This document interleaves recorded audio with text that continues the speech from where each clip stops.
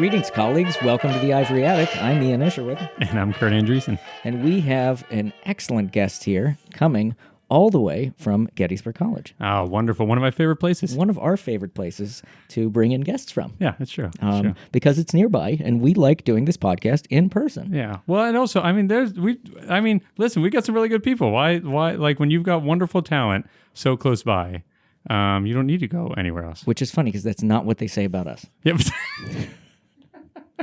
But we say it about everybody else. Yeah, no, exactly. Yeah. That's right. That's right. No, when we want compliments, we go to Dean Chat. Which really liked I think continues to really enjoy our show. Oh, I think that's definitely true. And we look forward to having Dean Chat back on in future podcasts, right? Yeah, absolutely. So we have a special guest. We have Kerry Wallach coming to us from the German Studies Department here at Gettysburg College. Kerry has a PhD from the University of Pennsylvania in German Languages and Literature, is chair of the German Studies program here at Gettysburg College, and is a prolific author. As I was going through the extensive CV of Kerry, I was amazed at just how productive Kerry's been writing on all kinds of different topics. But two things I want to mention. First is the 2017 monograph, Passing Illusions, Jewish Visibility in Weimar Germany. That book was published by the University of Michigan Press, and it was reviewed pretty extensively, including in the American Historical Review, which is a really, really big deal. And in that, the reviewer said it's an original and thought-provoking book, very thoroughly researched and well-written. Wallach chooses a new angle from which to observe German Jews at a crucial point in their history and throws fresh light on a number of odd issues in this history, especially the delicate theme of assimilation, and does so without even once falling into the old ideological pits that awaited those who worked in the field so far. That is high praise coming from a very, very highly rated journal, the Journal of the American Historical Review. Wallach's current book, which is coming out soon in March of 2024, is Traces of a Jewish Artist, The Lost Life and Work of Rahel Szalit. And that'll come out with Penn State University Press, again, in March 2024. We look forward to talking about both of those books. Welcome to the podcast, Kerry. Welcome, Kerry. I'm so excited to be here. Thank you so much for having me. Yeah, of course. That's excellent. I can't even get people to admit that they've read my papers, much less say anything nice about them. Yeah, I was looking at the reviews of your book. You have to be pretty pleased with them. Well, thank you for doing your homework, first of all. I mean, that's some deep digging that you did to go. I mean, you're reading the actual review, right? Not yeah, like a that's citation. right there. Yeah, very impressive. But yes, I was really lucky to have some great reviews. And that particular review that you're reading was written by someone who I do not know personally. Oh, really? In case you're wondering, I did know personally quite a few people who had, meet people at conferences, them here and there. But that reviewer, I don't know. I mean, this is actually an interesting question for me. I don't know whether I would get worse reviews from people I knew or didn't know. Oh, I think I know. I think I know in your case, right? I was going to say in my case, yeah. I don't know that would even give me an advantage. In my case, we don't do anonymous reviews, but if if there were, I think some friends might not say nice things. But Ian, you also didn't read the line from the review that I was thinking you would read, which is my personal favorite, which is something like, this book does history without doing history, but it works. I like that. Yeah. It's somewhere in there, without doing traditional history. Yeah. So I did actually note that at some point. I can't pull it up right now, but it is. Yeah, that's right. That particular compliment to me is actually one of the greatest compliments I've ever received in my career. Right? Because what it says is you're doing cool stuff, you're working with history, but you're doing it in a way that maybe regular historians haven't seen before. So that's cool. Yeah, and honestly, I mean, I think that's speaking as a fairly regular, not unleaded, run of the mill. I don't know what to call you. Run of the mill historian. People with a PhD in history. Yeah, but we both work. We do both work in cultural history, and I think one of the things that has made that field so vibrant is that you have scholars that aren't necessarily trained as traditional historians, right? Scholars who are coming at it from an interdisciplinary lens. I think a lot of your background's interdisciplinary, right? And really contributing to the field in different ways because the lens is different with how you're examining things. Again, this is a really interesting difference between our fields because if someone told me I did really good physics without doing physics, I think that would actually be a problem. No, but your PhD is in physics, right? Yeah. No, so my PhD is not in history, right? So well, no, saying, I can barely do stuff in physics, much less something outside of my field, just for the record. So that's that is actually impressive. Well, so then the question is also like, what is my field, right? So it's not an interdisciplinary, like that's not you're the interdisciplinary scholar, right? I guess. Maybe sometimes. Yeah. Yeah. But what's That's funny. what one of our episodes said. Right. And we have an interdisciplinary program here, but I'm not in that department, right? So for me, really, it's more like coincidence that I ended up in German, and we can talk about that. But I would say for me, I'm like in between disciplines: German, Jewish studies, gender studies, mix it all together. Literature, history, culture. Yeah, right. My undergrad major: literature, history, culture, literature, history, philosophy, foreign languages, but not even German. Who knows? That's too much. Well, so what? Why decide? Why not always be undecided your whole life long? See, but that's great about the liberal arts, right? Actually, I think, just for the record, I think the new tagline for the interdisciplinary department should be "Why decide?" Why like, actually, really. Well, Kerry like gave that, it to us. No, exactly. Why decide? I'm making a note of that. No, but so Kerry, so what? I'd be really interested. So, like, what drove you? So, first of all, just for someone who is not a historian, which is I very am not. Just a brief description of the types of stuff you're looking at, and what did and what brought you to that? Okay, types of stuff. Yeah. So I am mostly obsessed with the early 20th century. Okay. Some people, I realized only after thinking about this for a long time, some people at Gettysburg are very invested in thinking about the history and legacy of the Civil War, right? That is not my war. Never heard about that. That's not me either.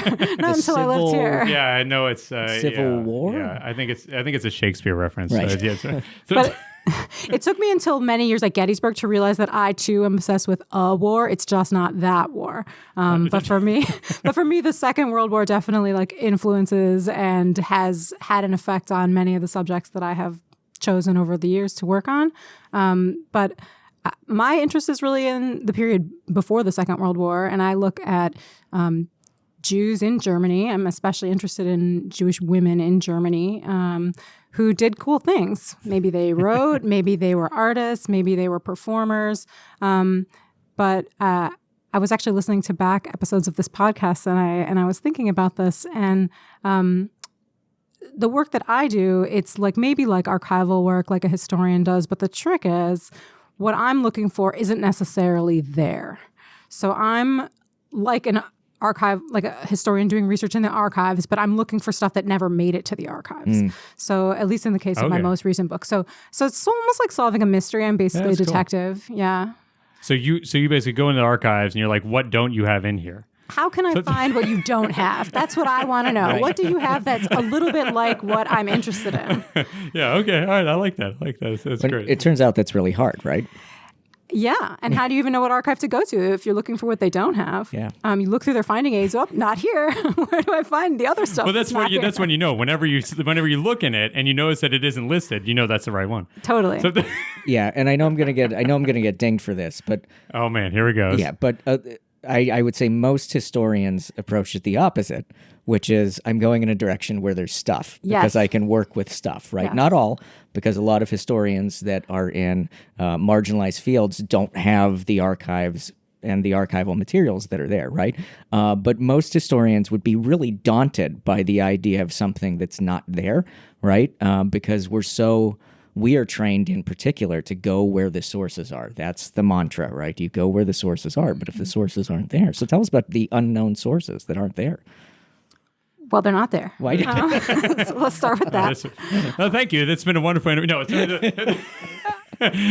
But it's tricky to know how to find them. And I actually just participated in a panel at the Association for Jewish Studies conference that was it was called Revisiting Jewish Women and the Archive, not only in, German studies or whatever I do, but in other disciplines as well. And colleagues from other institutions and I were all talking about this question of like, how do we recover marginalized figures? How do we find women whose stories, weren't necessarily told? How do we grapple with the fact that they're not always necessarily well represented in archives? Where do we get that material? So with every research question that you pose, you come up with like slightly different answers. But for the most recent project that I did, it was really about thinking creatively. So how did I learn to think creatively? Through interdisciplinary approaches, of course. I've heard those are good. But Why decide? Why decide? Why decide?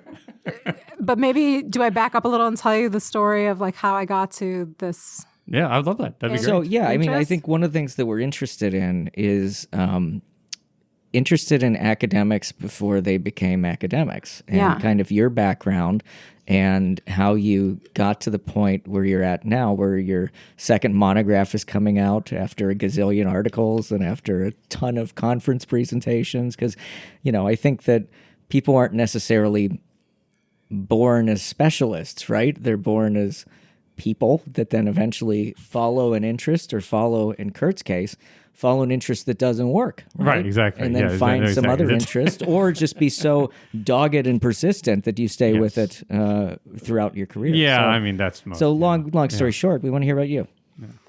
Yeah, so I definitely did not know I wanted to be an academic. That was not even on my list of like possible things to do. I didn't know that was a thing. I hadn't thought about it when I was young. I did, however, know that I wanted to get out of Cleveland, out of Shaker Heights, Ohio, where I grew up. And so I said, "Oh, I heard you have a study abroad program in Germany. Yep, sign me up. Middle of nowhere, Germany. I'm on my way." So I learned German basically because I had a bad French teacher and quit French, and then could go abroad at age 16, and so I did. So that's why German. It just happened to me. There's like another little anecdote about, we have some family friends in Berlin who I had always known about, maybe, who didn't hurt in terms of inspiring me to go into German studies. But it definitely, as I tell my students now, nobody comes to college thinking that they're going to major in German studies. That is not a thing. Everyone comes to college thinking, career, what can I get what will help me get a job? Not the humanities, definitely not the languages, and German least of all. So this is how we recruit students in our I was going to say, department. this is a great pitch so far. This is the pitch. Yeah. But so when I got to college, I did not major in German because I had one bad German teacher. And then I was like, I'm out of here. What else can I do? I also did know that I wanted to study Hebrew when I went to college. When I had studied abroad in Germany at age 16 and was the only Jew living in the tiny town in Germany where I studied, Goslar, near Hanover, I was asked all these questions about being Jewish, and I was like, I'm not really well prepared to answer these very difficult questions. And I think that search for answers led me to want to study Hebrew, led me to want to study abroad in Israel, which is something that I did in college. And then when I got to college and I had to pick a major, and then I heard there was this magical thing called like a college of letters where you didn't have to pick between history, literature, philosophy, foreign languages. I said, sign me up for that. And I did study abroad in Jerusalem. That was the first big city I lived in ever, actually. Oh, cool. And that was an exciting way to acquire knowledge. It was a program in comparative Israeli-Palestinian studies, particularly relevant these days. But it was, I don't know if I want to age myself, more than 20 years ago, shall we say. And it was really illuminating and informative. I think it also helped me reorient myself, though, and think about what was most interesting to me. And I, for me, the sort of backstory of, where did many of the Jews who came to Israel come from, was one of the driving questions that I was still trying to answer and that I was pursuing, that I was interested in. So somehow I ended up writing a thesis on a German Jewish poet, and I found her work myself and just was sort of like, I'd like to write my thesis on this. And they said, okay, well, if that's your thesis topic, Noah Eisenberg is your advisor. I was at Wesleyan University in Connecticut. And Noah Eisenberg, I'm mentioning his name in particular because I think he's the answer to why I became an academic. He was a mentor to me and a friend, and he, at that time, he was my thesis advisor, and he was who I went back to and talked to a couple years after graduating from college and said, hey, grad school, got any ideas? I was thinking comparative literature. And he said, no, you were not thinking comparative literature. You are not a good fit for that. That is not for you. But the funniest thing was that he and I had never spoken German together as he was my advisor, but he spoke English, I spoke English, we spoke English together. And so, but he said to me, if you can do the German, then you could go to German studies, but only if you can do the German. He wasn't like, let's have a test interview right now, which is maybe kind of what he probably should have done, right? So I ended up going for German studies because he kind of gently nudged me in that direction. Oh, wow. Even though I wasn't like, I think I'll get a PhD in German studies. That sounds like a great idea.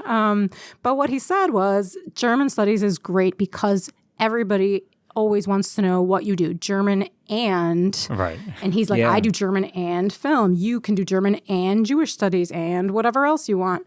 It's by definition, by nature, a really interdisciplinary field that allows you to do cultural studies and think about whatever you want. And it's interesting, when I was looking through your CV and seeing the different things in which you've published in, I mean, you've published in a lot of those different areas, and you've taught classes in a lot of those different areas too, and fashion and film, and I think that it's, when we were talking to Vern Sisney, he was saying that one of the things that's inherent with philosophy, it's inherently interdisciplinary. You can go in a lot of different directions, but I think with a studies program like German studies, it's very similar, right?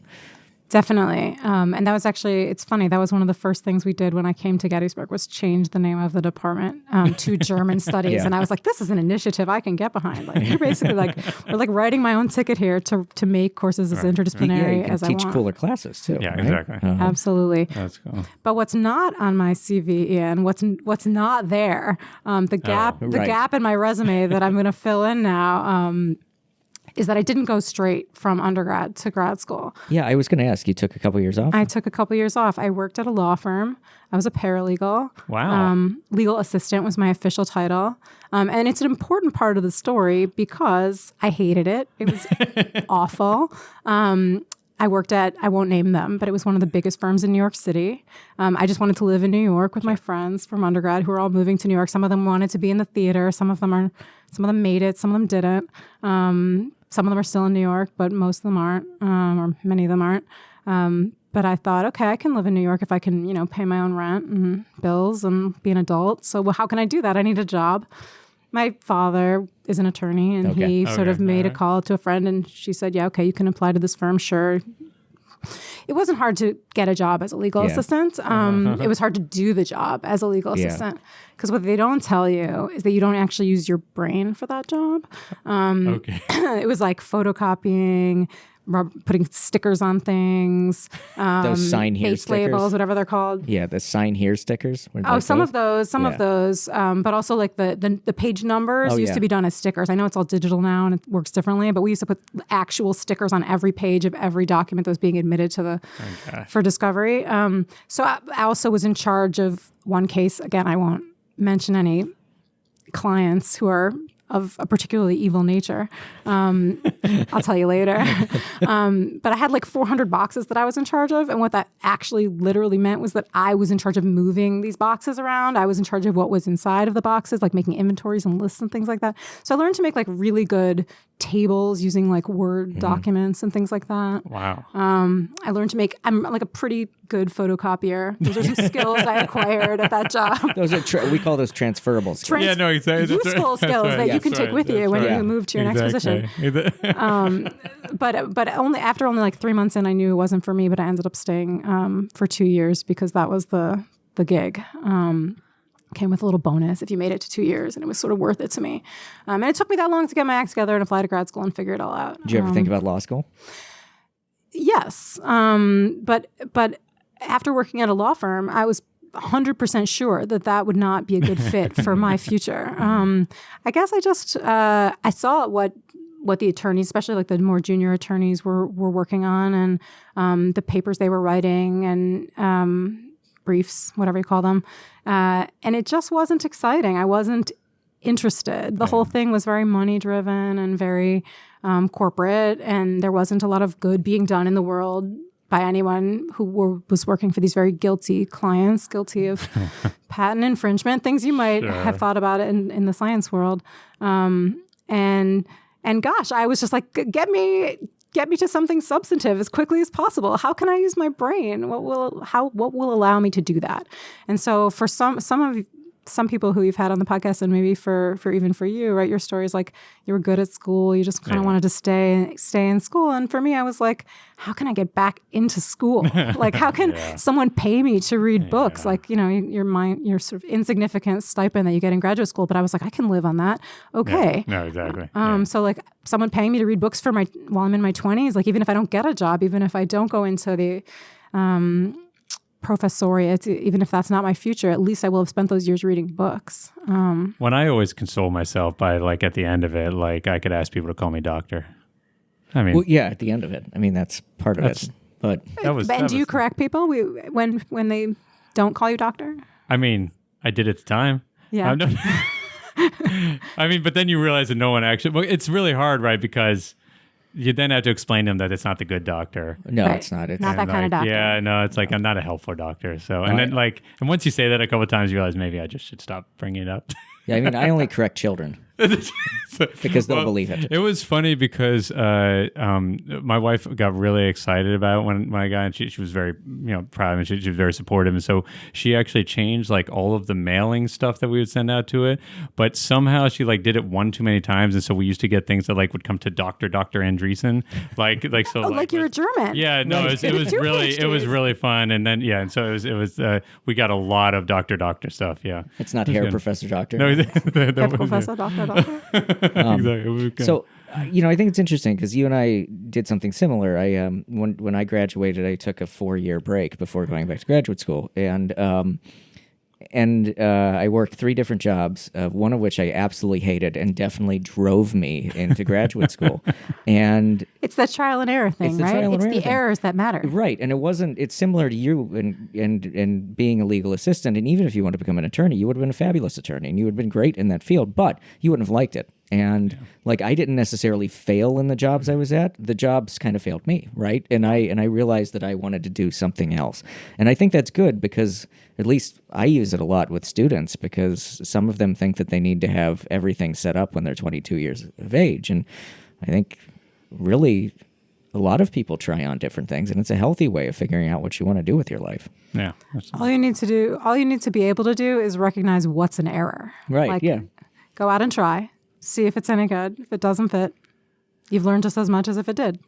Yeah, but that's hard, right? Like, I mean, I think that's a funny thing about that, right? Because I feel like, especially when you're in the middle of it, sometimes it's really hard to separate. Because I know I ran into this towards the end of grad school as I was trying to figure out what I'm doing. It's really hard to separate I'm not good at something from I don't enjoy this. If that makes sense. So, because there's some level, especially I feel like when you're in that period, there's some level of failure that's happening all the time, no matter what, and when I say failure, I mean like where you're not accomplishing the goals that you want to necessarily accomplish at the time. And I know at least for me, there are times when you're like, okay, am I actually bad at this?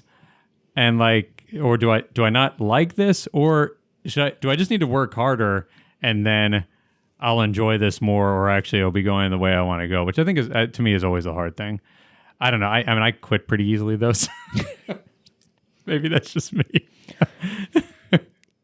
I'd say this is one of those conversations that there's a vast difference between the sciences and the humanities. It might be. Because I think in the sciences, there's an awful lot of what I would consider if it happened to me, pretty catastrophic failure. Yeah.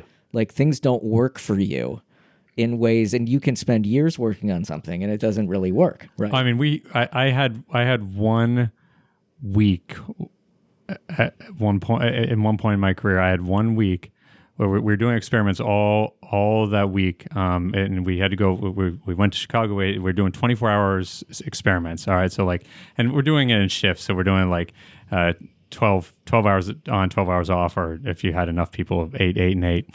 And so you're doing 24 hours of experiment.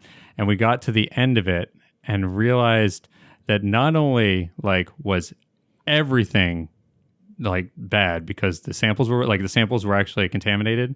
So not only was all of that work gone, but this 6 months of preparatory work that had been done by multiple people to get there was also all gone. and you weren't going to be able to do another experiment for another 6 months. So then what you did is you spent the next 6 months looking over the terrible data to try to figure out what you might do next time to not have the same thing happen. It was brutal. I mean, like that's like real failure. That's seen from the inside. From the outside, to me, I actually think of fields in the natural sciences to be like there are sort of barriers to entry, right? Like you have to just be able to do the math or do the science to get in. Like from a student's perspective, from a humanities student's perspective, right. I've always thought that some of these things presented like real opportunities for failure to people like me, because I tried to take. As an undergraduate, I thought, okay, I really love the stars. I really love astronomy. I'd taken it in high school. I was like I took like a, astronomy for lightweights course. And I was like, easy, I'm going to do more of this. Like fundamentals of stellar and observational astronomy. I can handle that. Got a key to the observatory. It was so cool. It was like, I can just look at the stars. But then I take the test and it's like D+. And I'm like, D+. I studied for this. Like, this is really, really, really hard. Yeah. And no, I didn't get a D in the class, but I had to really work for that B. And yeah, I think there also is like a fundamental, because that story is identical to me in physics, because I also I got my intro physics class, I did not get a single score over a 60. And again, I got a B- in the class because there was a curve and stuff like that. But it was this weird thing of well, I guess I'll keep going. It's yet another example about how curves make people feel great.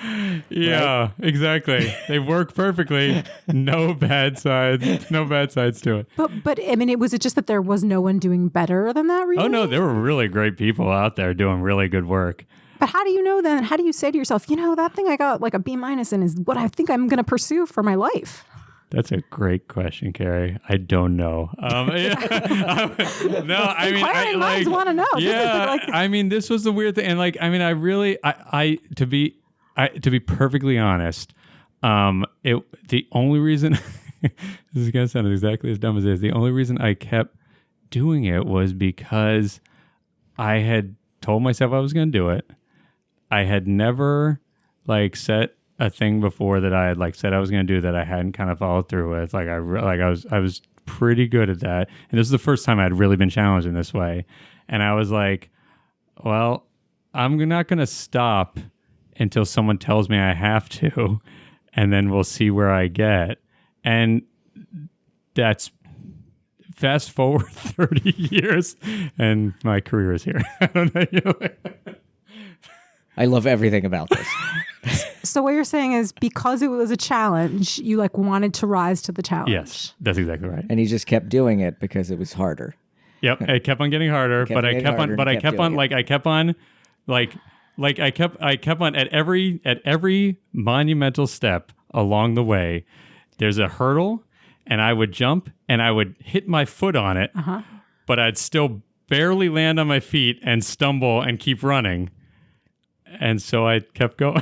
This is the best metaphor for the academy that I've ever heard. I think it is. And it's amazing. So one of the reasons that we hang out is because of his positivity throughout all of this. Because if I was hitting all of those hurdles, I would have given up 15 years ago. And I would have found something else, I think, maybe. But you just keep going. And but you're positive about it. And you laugh about it. Yeah, and I think fun. that's kind of remarkable. Yeah, it was great. It doesn't have the soul-crushing ness that it would for other people. No. And there are times, but, Yeah. I don't know. You have a drink and then you get back to it. So how was that for you, Kerry? Well, let's just say that when I first started graduate school, I definitely felt like I was hitting all the hurdles. Suddenly everything was in German. All of my courses were in German. Let's remember that I had learned German when I was 16, mostly drinking beer in the fields, in bars and parties in a tiny town in Germany. And I had not ever really learned academic German. Yeah, correct grammar. Yeah, grammar. But and you're in a PhD program. And yet I was in a PhD program where I was expected to know all of that coming in. So it was a bit of a steep learning curve. Yeah. Bit challenging. Maybe I think I can rise to this challenge. It was hard. doing everything in German, it was just suddenly hard. Yeah. I mean, at a high level, graduate work in German was challenging. So, and that's sort of like how I think, like, I'm not sure people understand that people in the languages were like, yeah, we can teach all those classes and we can teach them in a foreign language too.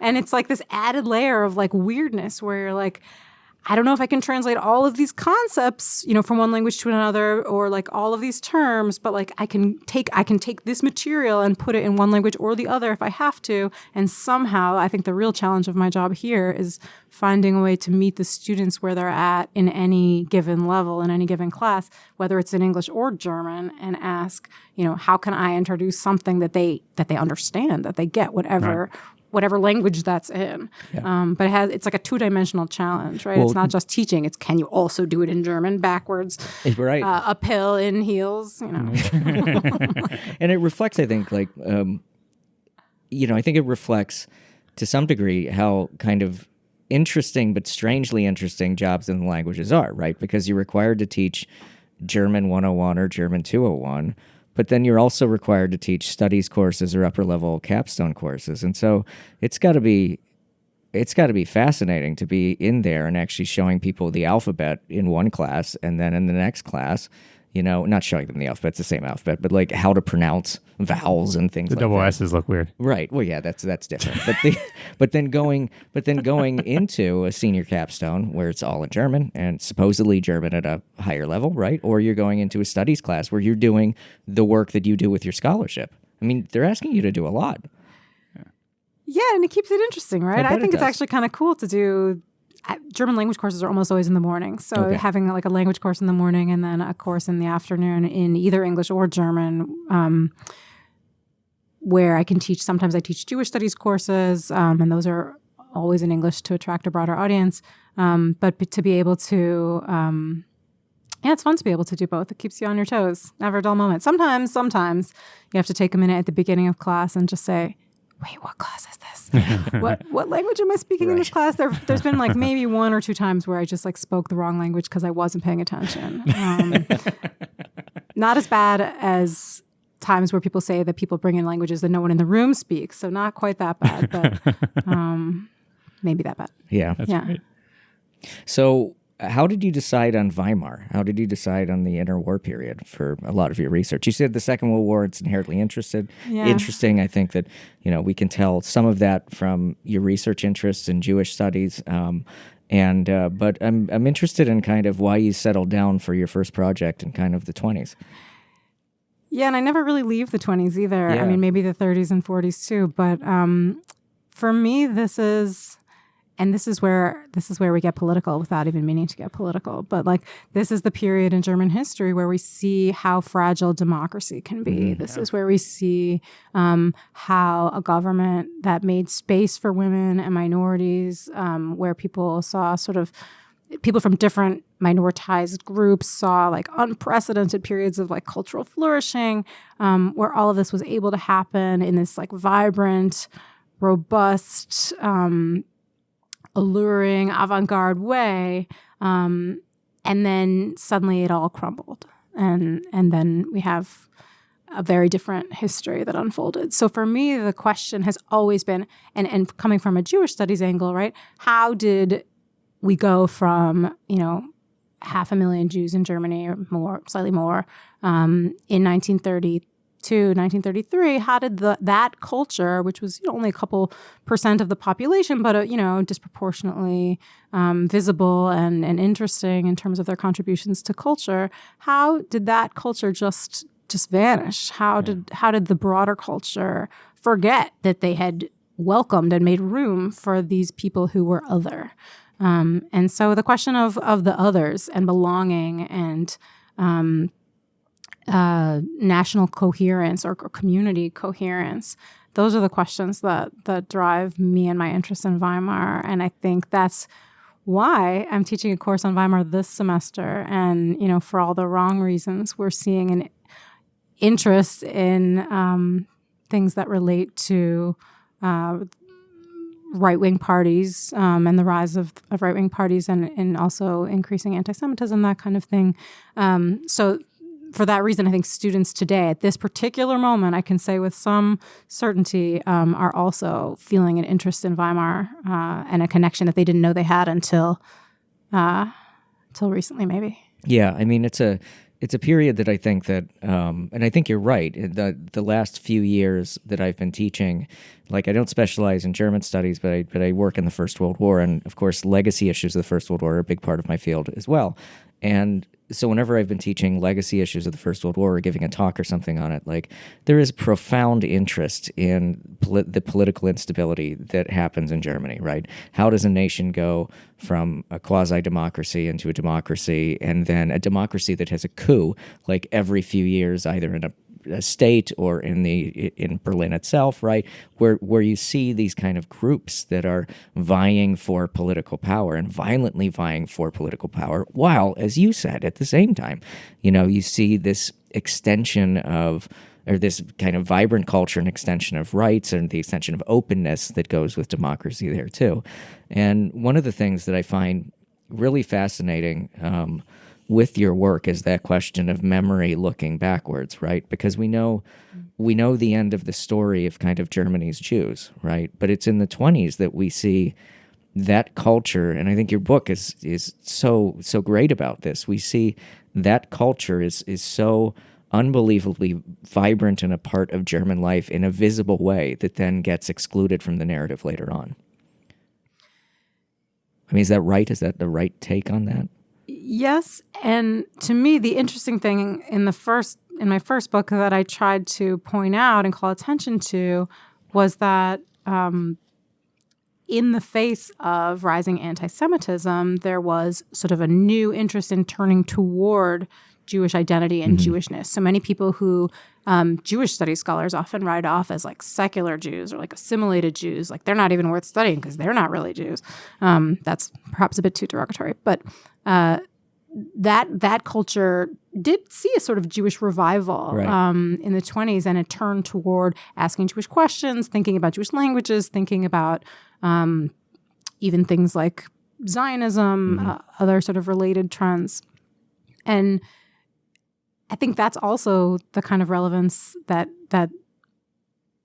can transcend time and be relevant in other periods, perhaps also today, where we think we're seeing moments of rising anti-Semitism worldwide right now. What effect does that ultimately have? It has many effects, but one of them, for some people, will be a new interest in what was otherwise something that didn't matter for them or that they were ambivalent about, Jewishness, Jewish identity, questions related to Jewishness. So, yeah, those are the questions that interest me. So why don't we talk more? Okay.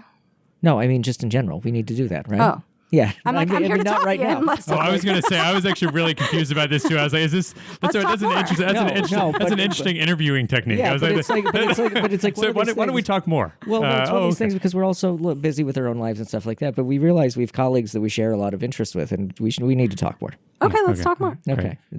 And we can edit that out. But no, it's great. It's perfect. So please tell us about your new book that's coming out. Well, this is like the preview of the new book because the new book is not out yet, although I do have with me here today the very first advance copy that has made its way to me that I just received yesterday. So the new book is about an artist who was murdered in the Holocaust. That's the end of the story. But the beginning of the story is much more interesting and rich and brings together East European Jewish studies of Weimar Germany, studies of exile in Paris in the 1930s, and also studies of the Holocaust. So it just tells the story of a woman who was successful in many different places and environments, who sought an atmosphere in which she could make art, create art, and do so in an uninhibited way. She found Berlin in the 1920s to be that place, had to leave in 1933. Paris, not a bad backup plan. Until it was, but it worked for almost a decade, and she managed to do okay in exile. And Rahel Szalit was, at least as far as I read the records from the time, right? Not the historical record, which is kind of absent, empty, but the sources from the time. And this is how I really discovered her: was reading through newspapers, Jewish newspapers, mostly from the 1920s. there is no shortage of references to her. She's all over the place. Everybody's saying that she's an illustrator. She made her way first with illustration, and then she became better known as a painter, and sort of made her way in that area. But not too many Jewish women artists made it into the history books, made it into the museums. Right. Women artists in general overlooked. Plenty of recent, interesting, exciting scholarship about that.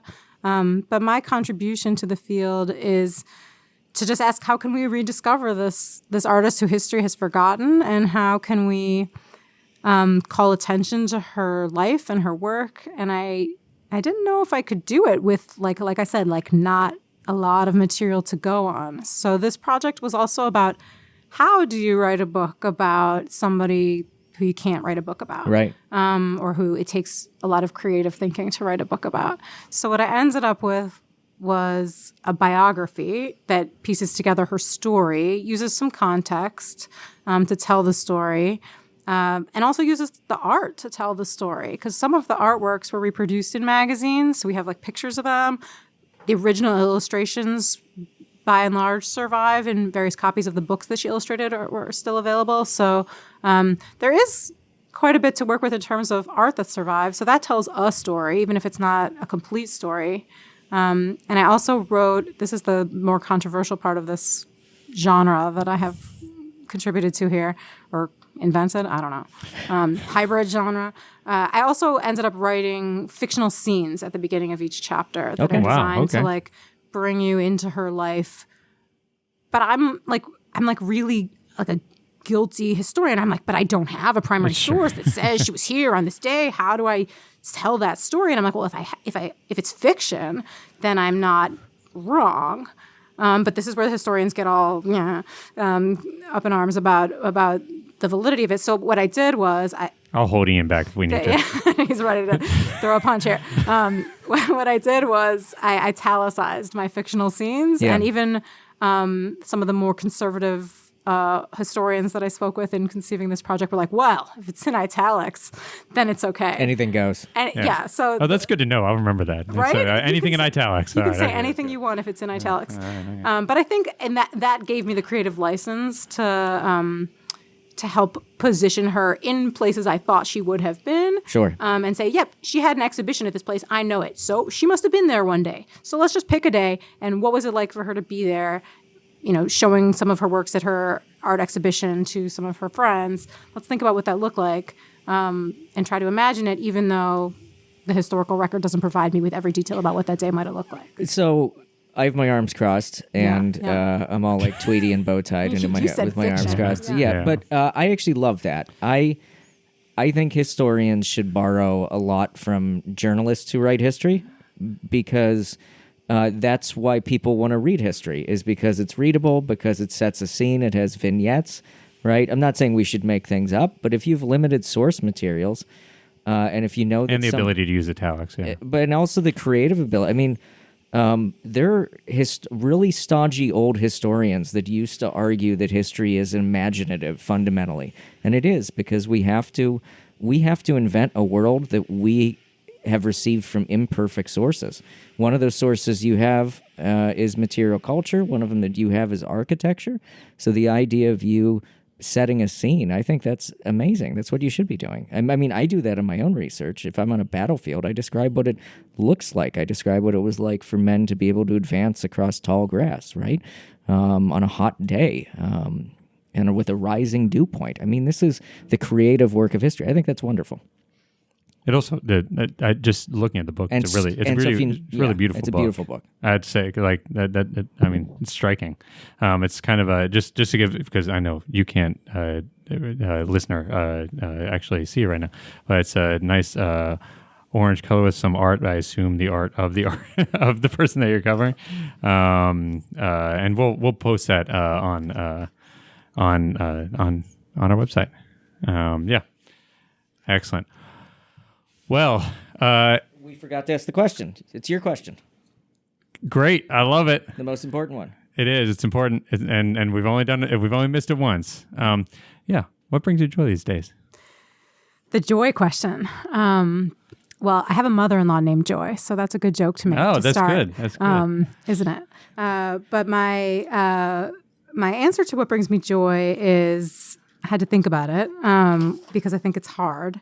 By the way, I'm sorry, I don't mean to interrupt, but I love the fact that most of our academics, you can ask them to expound on hugely complicated subjects, and they're just winging it like all the time. And then like you ask people like, "What brought you joy?" Like, well, that one actually is a really difficult question. Like that I'm gonna have to think about. Anyway, sorry. Yeah. Well, you rule out talking about family, right? You're like, yes, family, but you can't talk about family. No, family's given. We're already doing the family. We got dinged for that. But Yeah. Oh, did we? Yeah. yeah, by Fern. But No, I agree. It's an easy, safe, like boring answer, Yeah. right? So what are the other answers? Well, also you say when it's not you, but people say when it's not true.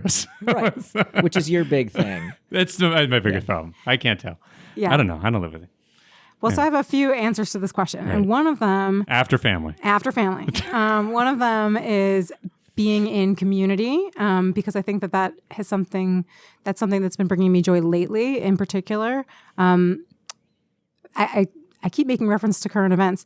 The fall of 2023 was very difficult in terms of current events, the Mideast conflict, and I think it was really isolating for a lot of people. So what's bringing me joy is to not feel isolated in my own little world, but to get together with colleagues, friends. I like collaborating on projects where I'm, not just working in my own little silo, but also I really enjoyed going to a conference. I'm looking forward to doing some book talks and reaching out to colleagues at other institutions. So being in community with people, that's sort of it's professional joy, professional adjacent.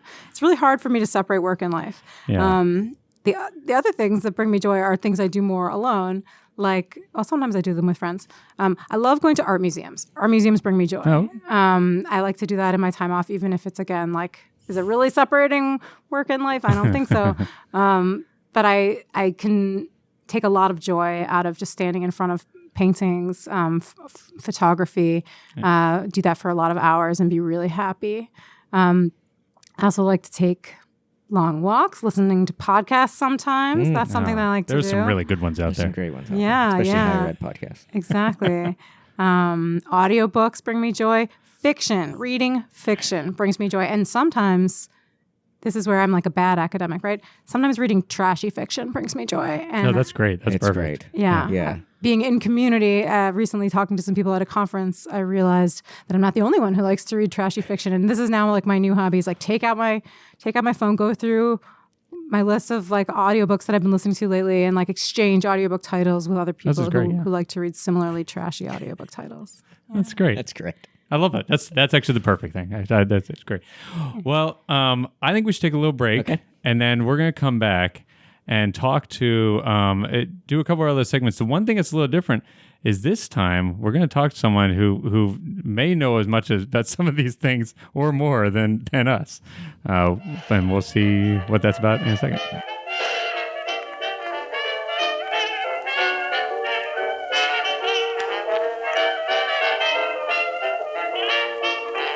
Welcome back to the Ivory Attic.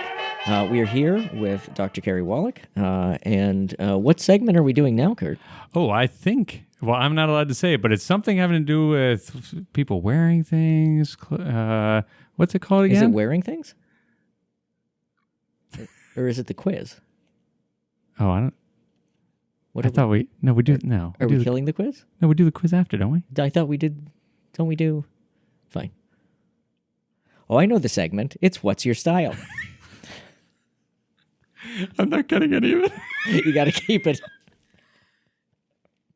Excellent. What's your style? What I was alluding to is I'm sure you know this because you were looking at our CV, but one of the cool things is that again we have on the podcast someone who has thought about style and written about you've done articles right on looking at hairstyles. Is that right?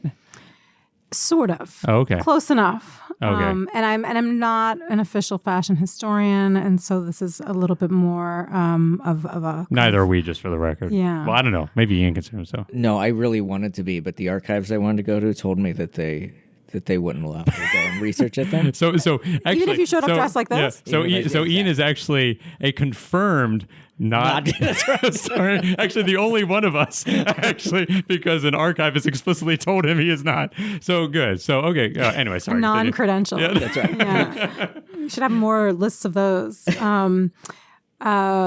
Well, I'm more interested, I think, in talking about personal style than in the writing that I've done about. Oh no, I'm not going to. No, I'm not. We're not asking you any more about your research. Okay, we're done with you. that. No, I was just saying that I personally am just intimidated by someone who's actually thought about this academically for a second, where I just don't at all. Well, to think about it from the perspective that I came from, I was in graduate school and I heard one of my professors present about fashion history. She was really more interested in the Baroque period, which is not my period. Sure. And I was just like, wow, you can study fashion? Yeah. And that was the ticket for me, where I was like, oh, I'm going to do some scholarship on this too. I'm going to pursue this in sort of little ways, because it combines interests that I have outside of the academy with interests inside the academy, and that's the trick. Yeah. That is the trick. Yeah. As we found out. That's what I tried to do, and they said no. Yeah, they said no. They said well, no. good. So what are you into? Like, what are you interested in style wise? Well, I felt like dressing up to come to this podcast recording session today was also kind of like a bit of a challenge, where I was like, all right, we're going to come and we're going to talk about fashion, and it's going to be almost like one of these Instagram sites that's like, what are you wearing? Yeah, that's I was like ready for that aspect of the segment. But I think for me, you guys are interested in questions of academic style and like how academics use style or don't use style to influence their sort of like perception in the classroom or their teaching. It's also the only way of us getting academics to talk about style sometimes. Yeah. So we're interested in general. Yeah, I'm also just interested in how style reflects people. Yeah. Not just academics, because we are kind of people. But yeah, like the choices you make. Yeah. Exactly. Yeah. Yeah, so I mentioned that I'm from Ohio, and that's a good place to start because I didn't grow up among people who were necessarily stylish, but I didn't really think about that until I left Ohio. So those moments of leaving and seeing other parts of the world, I think, are what started me thinking more about style. It was all about these bigger questions of like distinctiveness versus belonging, and like, wow, everyone in New York wears black, but I don't even own anything black, and I have to really think about that. And pondering like, well, what is my style? Like, maybe I can't wear all black, but I could wear some navy blue. And you know, answering those questions from a personal perspective, but still interacting with all of the different questions that come with like international connections and wanting to fit in different cities when you go there, or at least look like you kind of, you kind of belong. You can get by that day. I'm also someone who has thought about style from the perspective of looking kind of young and wanting to maintain authority in the classroom. And it's interesting because you've had some podcast guests. I think the way to put it is like, who has the right to wear jeans when they teach? Yeah. Right? Or like, who feels like they have the ability to wear jeans when they teach? And I personally do not teach in jeans because I don't feel like I have that ability, but maybe I will soon. Maybe black jeans. Sometimes I wear black jeans. But it's like this very interesting negotiation of everything, right? Of authority, of power, of knowledge, also of holding students' interest. Like, don't you want them to think that you're stylish? How do you do that? And how do you connect it all?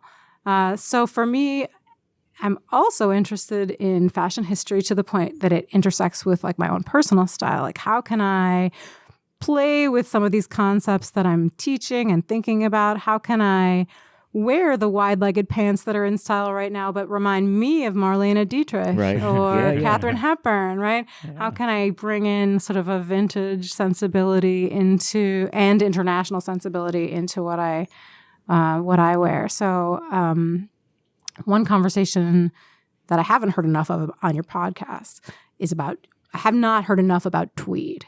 I think that you guys have probably a lot more to say about that than you're really saying. We try, I think the part of the reason behind that is because that would become the entire podcast. I think I'm not opposed to an entire podcast on that subject. Just throwing out ideas for future podcast sessions. I think that would have had a name for it.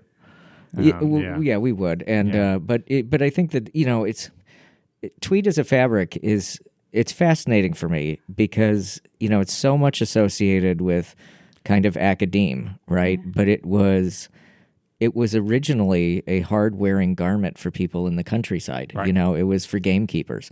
And when I taught last year at the Army War College, and my students every Friday they'd wear their camouflage to class, and so I was wearing tweed one day, and I said to them, "I'm wearing the original camouflage," because it was used by people stalking deer or hunting grouse and things like that. But it's so associated with that idea of kind of the leisurely professorial lifestyle, and at least I think in academia, I think if you're going in to a conference or something, and if you're all tweeted up to some degree, especially I think if you're, I think especially if you're a young scholar, it's that you're trying to prove something, right, or that you're trying to act a certain part, and or at least that's how I've seen it. I've never felt that way because I just enjoy the fabric an awful lot. I'm also, as I've told Kurt, I get a bit of a chill, and so tweed is a wonderful fabric. He's a real chilly guy. I get a bit of a chill. I'm not uncomfortable saying that. I'm generally cold, and so tweed certainly helps with that, especially multiple layers of it. Yeah, it does. It's funny because if you wear a bunch of tweed to my conferences, you get mocked mercilessly and no one will talk to you. I actually have to dress down to go to my conferences. Anything more than a polo is considered a little bit too much. I need photos of this. Yeah. So why don't you talk to us about tweed? Oh, well, I prefer to ask it as a question. But but for me, one of the interesting points of connection I think that I've had with certain people on this campus over the years has been like even looking at like we have some blazers from the same stores in the UK and thinking about how those for me anyway, it's a little bit cheekier maybe. It's like, oh, you might picture a professor and he's probably sitting in an armchair with a pipe wearing tweed and elbow patches, but he's definitely not a she. So it's interesting to sort of play with some of those ideas and think, I wore my best British tweed for you here today. It's really good. It is really good. To think about I like the sharp lapels. I like the angles. I like the cut. I like the sort of cheekiness, the flipping the stereotype on its head, but also saying, I'm wearing something that I bought in London. It's had a journey. It has a story. It's a piece of clothing that I hope will, last for a decade or more. And it's like part of my identity in a way, or like one of the best pieces I can pull out to look the way that I want to present myself to the world. But I think I've been so intrigued by the way that that you guys talk about style and fashion and sort of wearing a suit jacket as something that you want to do because it helps you feel sort of polished in your jobs and professional. For me, I kind of put together some suit outfits around the time I was finishing grad school and looking for job interviews and jobs. And I was really told, and I had a couple of, full suits that I was wearing. And I was told by one of my professor mentors at the time, you look way too corporate. Like you look like you're going to apply for a job at a law firm. Yeah. This is the humanities. You need to take it down a notch. You need to wear like purple tights or something if you're going to wear a gray suit. And I was totally like dumbfounded. I was like, I thought the best foot forward, professionalization. I have this matching suit. I'm ready to go. And I thought that was so interesting. And I think that's actually indicative of, first of all, how everyone polices women's style always, no matter what you wear, even if you're wearing the suit that is supposed to be the most traditional conservative approach to style. That's wrong. You have to do it differently, right? But not that that professor didn't mean well, because I'm sure she did. She meant was you need to tell the people at Gettysburg College that you are approachable and not some like big city slicker lawyer type. You need to show up looking, approachable, accessible, ready to talk to undergrads, and purple tights might do that for you. I don't think I wore purple tights to my job interview, but I wore polka dots, and I tried to play with it, and I tried to have like some signature. My own personal story is that my bat mitzvah pictures, which are like so embarrassing, they will never ever emerge into the public eye. They're really bad. I'll show you later. For my bat mitzvah, I wore a navy blue suit with white polka dots, and I have no idea how I acquired it. But that was what I thought I was supposed to wear in the early 90s. And reappropriating that look in which I look so bad has been really important and fundamental to me over the years. So I like to wear navy. I think I wore some navy blue with white polka dots for like my job interview. And I have some other pictures. Oh, that's fun. Navy blue, white polka dots. So 3 quick things. Yeah. First, if any of the purveyors of which we purchase Tweed from in the UK want to sponsor this podcast, they are welcome to do so. Yes, absolutely. And one of those purveyors, Kurt and I have been on their Facebook page several times. So if they would like to. How will they know who they are if you don't name them? Oh, that would be Walker Slater. Yes. That would be Walker Slater. That would be Walker Slater, which is what I have on right now. That would be Walker Slater. Yeah. No one told me I didn't wear mine today. Next time. But so second point, I think it is, I love that idea of playfulness because people don't consider me a playful person. But one of the things I think that's fair to say. Right? That's fair to say. Yeah, How could they not? Well, I think they don't. I think they think I'm just kind of conventional, right? But the way that I see fashion is inherently subversively playful, right? Yeah. That this is what this is about for me, you know? So it's about the fact that other people aren't doing it and I can do it. Right. Right. And then kind of to your point, I was told specifically going into a job interview to ditch the tweed because one, it looked like you were trying too hard. It looked like I was trying too hard. But secondly, there was I think there was kind of a cultural thing for historians trying to react against the previous generation. Undo the previous generation of like Tweedy, white male historians, and if I go in as a tweedy white male historian, I'll look reactionary or something like that, right? And so I thought when I got that advice, it was very interesting. It made me want to wear tweed more, not for the reactionary ways, but just as kind of like this is my fabric and I can wear it how I want to wear it. But not for the interviews. Not Only for the after interviews. You got the job. I was going to say, did you? You didn't. No, I didn't. I wore a business suit, looking too corporate. I actually was lucky in that I didn't have to think too much about it because I didn't have any suits at the time, and so what I did have was I had a pair of gray pants and a gray sports jacket that just happened to be very similar material. And I paid $20. I was in Hamilton, New York at the time. I paid $20 to someone who could sew because it didn't fit me at all to actually make it fit me, and that was what I wore to my interview. It was, and they were the pants I think I had gotten. Sorry, the jacket was from a thrift store that I gotten for $2. And look at you now. It worked. Mm-hmm. All right, what are we doing now? We are doing our quiz. What's our quiz called? I'm not allowed to say it. Sorry. Did you know? The quiz section. But can I just say, though? Yeah. So my kids, they like to say, did you know all the time? So this is like, I hear your voice in my head sometimes when I'm listening to your podcast. And did you know? Did you also, know? They're nice. They also say, don't you know?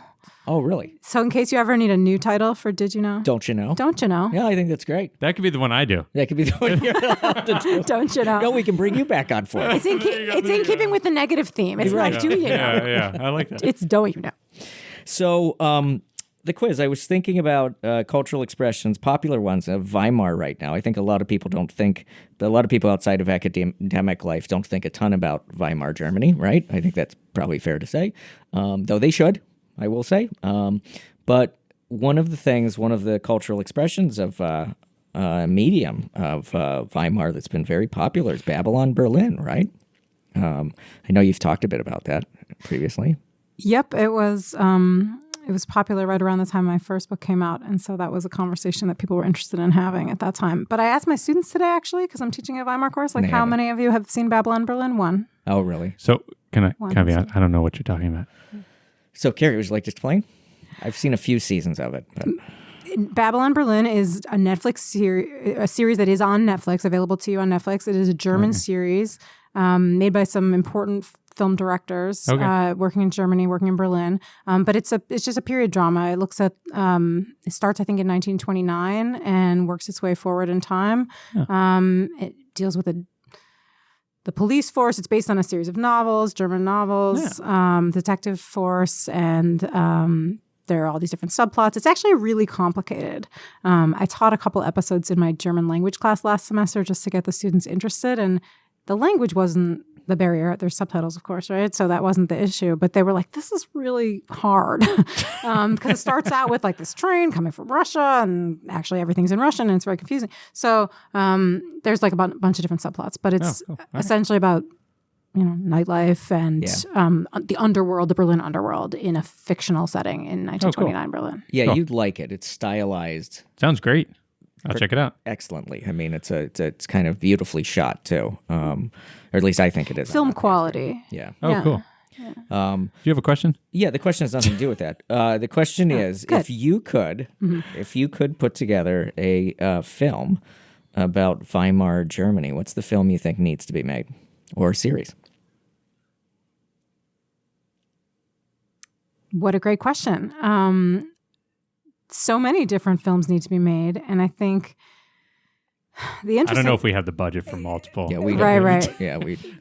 The interesting thing, I think, is that scholars are always hoping that the topic they're working on, especially when they're trying to recover from oblivion, right, will get picked up as a Netflix series. That's always like the hope, is that somehow the story will make it to the general public that way.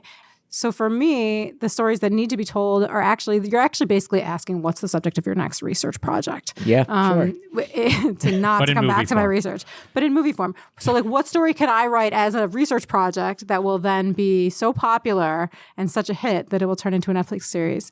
The answer is that right now I'm thinking about all of these artists, not just Rahel Szalit, but all of these other artists who she knew, whose stories haven't really been told, certainly not to an English-speaking population, but also whose stories haven't really been told beyond, a niche group of historians who care. We study art from this period, and, even if you're an expert in German, a quasi-amateur expert in German Expressionist art, you can name 5, 10 artists who worked in that period, but how many of them are women? You can probably name Gabriele Munter because of her affiliation with Kandinsky. You can probably name a few more. But what about all the rest of them? They were there. They were part of history, and they're not necessarily. Their stories aren't necessarily being told. So, through Rahel Szalit, one of the things I've become really interested in is a group that still exists today. This would make a good movie, or a good TV show, maybe. It's this group called the Verein der Künstlerinnen zu Berlin, or this association of women artists in Berlin. And the group still exists today. But it was active, I think it was founded in 1867. And it was particularly vibrant in the 20s and 30s. And I think you could tell that story and tell a lot of individual stories based on those connections that they had and communities that they forged together. I think that's a great answer. Did you pass the quiz? Probably not. Well, I'm going to say yes, because the answer to the quiz is the film rights of your new book. Right. And so you answered it correctly. Oh, there you go. Absolutely. That's the story that needs to be told. Well, and that actually might even segue into the next segment a little bit. That's right. But thinking about lost things that need to be found is definitely would definitely make for a decent show. Well, and we'll learn more about that in just a second. After a quick break. So let's take a quick break.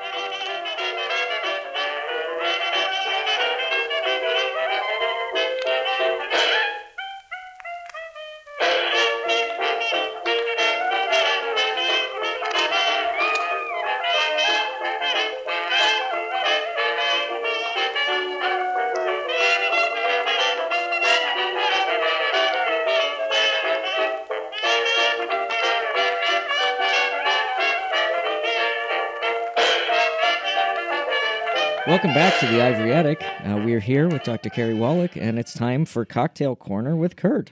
All right. Well, before we start, Kerry, tell us what the name of your the drink was and what the inspiration was. Well, you've just heard a lot about my new book, and so this soon-to-be major motion picture film. That's right. Absolutely. Future major motion picture. Part of what the book aims to inspire is a search for lost paintings, because we have so many of the illustrations from Rahel Szalit, but we don't necessarily have very many of her paintings. And there's one painting in particular that I was thinking of, partly because there are cocktails in this painting. It's a perfect, maybe too coincidental, too good of a match fit with your cocktail interest. But so I said it would be called either the Lost Painting or the Lost Barmaid, because that's who's featured in the painting. And I was thinking the Lost Barmaid. Very good. There you go. Yeah. So that's a painting subject who won prizes. The painting in 1929 won a prize and really kind of catapulted Rahel Szalit into fame as a painter. And then I have reason to believe that the painting went with her when she emigrated to Paris in 1933, and I think it was sold there in 1935. And as far as I know, has not been seen since. So this is a lost painting. This is really like we're sending out a call right now. I have a friend who I'm working on a project with to really sort of think about possibly recovering some of these paintings. How do we do that if we can't, if they're not there? That's the question. So let's think about this as a call, a general call. If you have seen this painting, which you can't see because it's a podcast, but of a woman with a cocktail, a woman serving cocktails in a bar, a barmaid, then you'll know, and you should let us know. Yes, you can send that to Mail at the Ivory Addict. All paintings that you've seen with a woman holding a cocktail. We'll sift through them. And I will explain part of the reason we don't actually have permission to post the painting itself, or else we would just do it that way. But this is more fun anyway. I love it. So you'll just all send us your paintings or tag us with your paintings of it. Yeah. And maybe we'll find a way in the context of the book page or something. Maybe we'll think about it. That sounds perfect. Yeah. That sounds perfect. So let's go ahead and taste the cocktail. It's always, I always feel bad. I give people cocktails and make them talk instead of drinking. Yeah.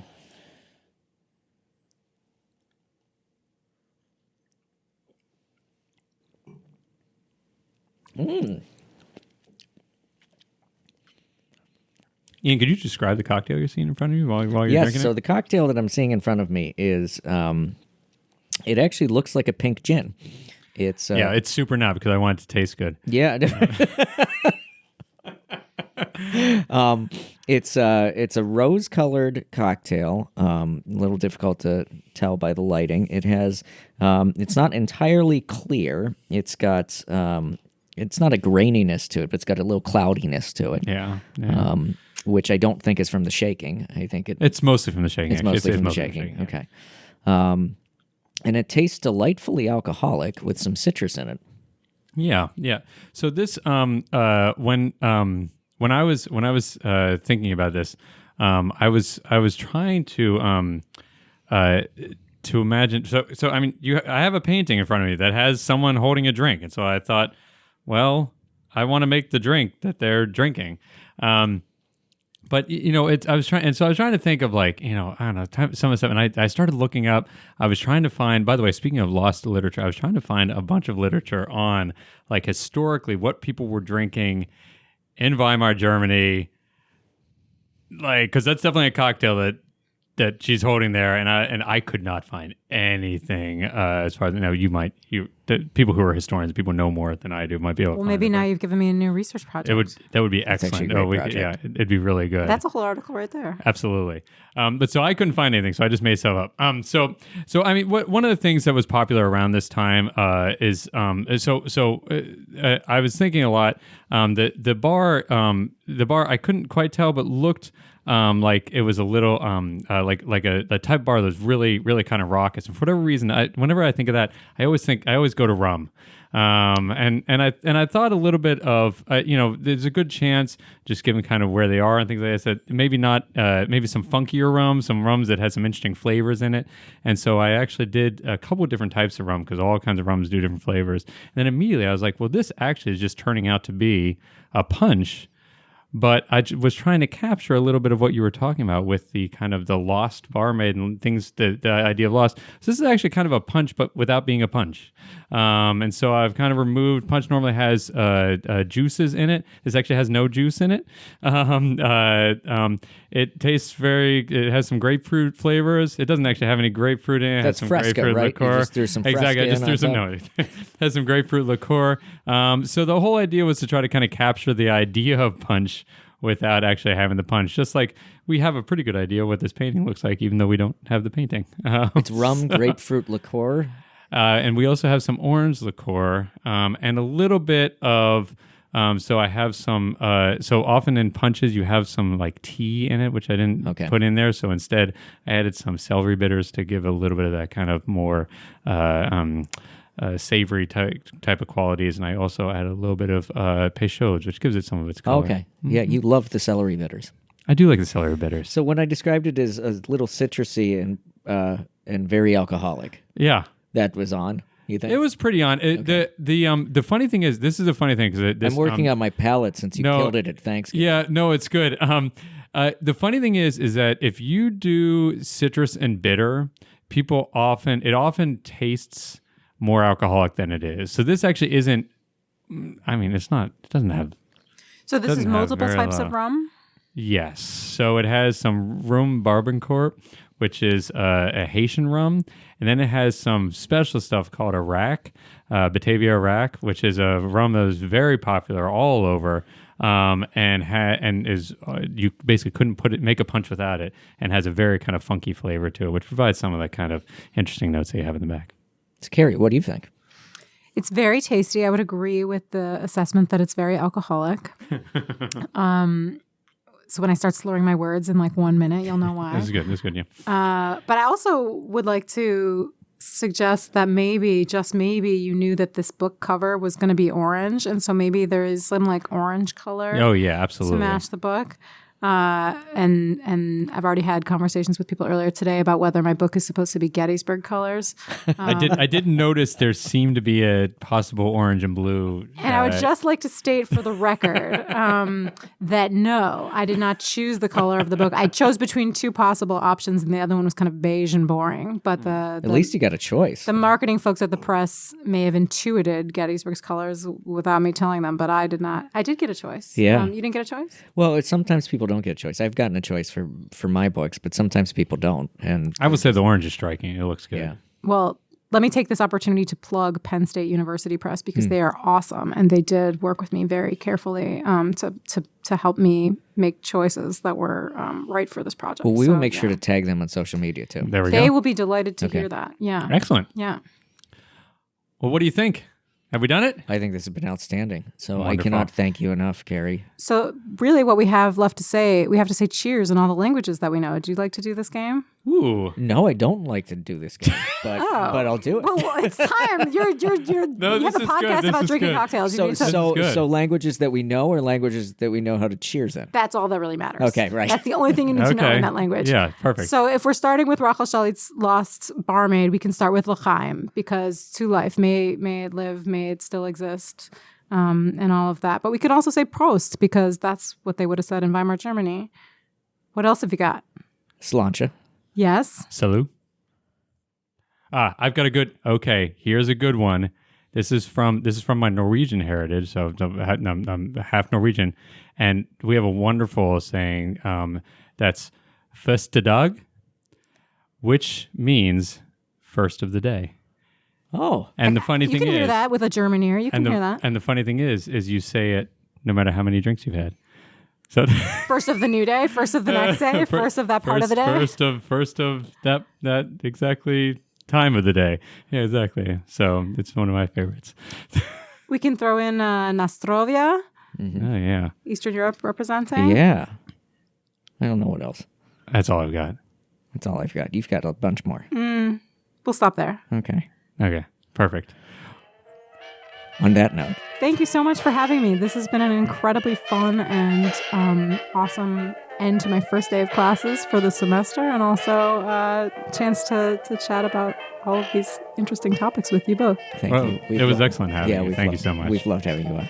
Hey, Ian, if people want to get in touch with us, send us some painting photographs, anything like that. Mail at theivoryattic.com, or they can find us on social media at The Ivory Attic or Ivory Attic Hosts if you're on X. That sounds wonderful. I don't think you can say if you're on X. If you're on the site formerly known as Twitter. Yeah, that one. That one. Anyway, I'm Ian Isherwood. And I'm Kurt Andreessen. And thank you for rummaging through The Ivory Attic with us. I see what you did there.